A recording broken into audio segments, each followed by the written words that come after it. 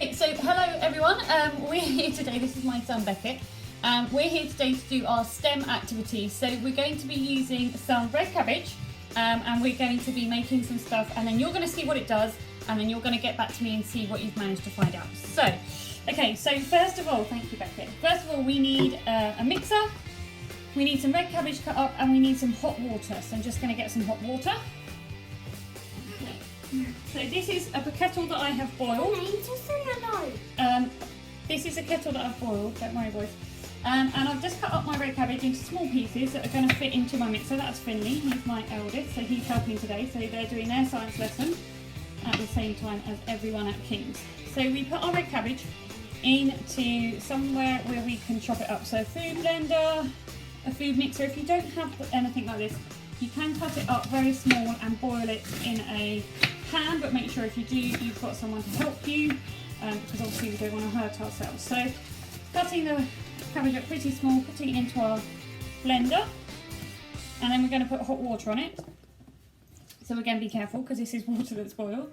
It's a little Beckett. So yeah, be very careful. So what we're aiming to do is make a liquid out of what we've got in here. Now be careful because that will be very, very hot. So we're just going to put that on there.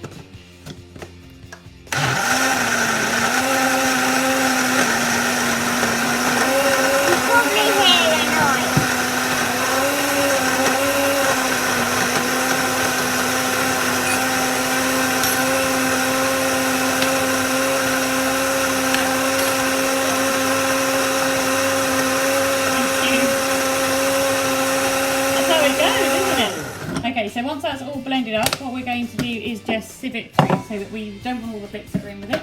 Do we, Beckett? No. No. Okay, so we're going to sieve it through. Just again, be careful because it might still be hot and we don't want to make a mess. Now, all of this, if it drips anywhere, will be very purple, as you can see at the front here. So what we've basically done is we've got all of the juices from the red cabbage. So again, it's going to be very hot, but we're just trying to get all of the water out. Now what we also need is some bits of paper. Now in a lot of the instructions I looked at, it said things like filter paper, copy. Yeah, it doesn't smell very nice, does it, Beckett? Okay, you're going. What does it smell like? It smells like green cabbage. It smells like green cabbage. You don't mind cabbage, so we're all right. Okay, so once we've done that, what we're going to do is we should have cut some paper up. So we've got some little pieces of paper. Now we can use this in two ways. You're going to go away and use this in two ways once you've got all the juice out. Either we get our paper and we can just dip it in. So just normal paper I'm using. I've not used any special paper. Just dip it in, take it out, and you'll notice that it's quite purple, and we're just going to leave that somewhere to dry out. And once that's dried out, what I would like you to do is I'd like you to go away with that, wait for it to dry. Once it's all dried out, I want you to see what it does if you dip it into different things.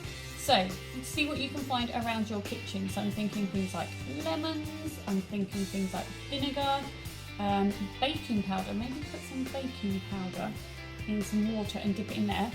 And I want to know what happens, what different things happen at different points and how it changes. And I'm going to come back next week and tell you what happened and why.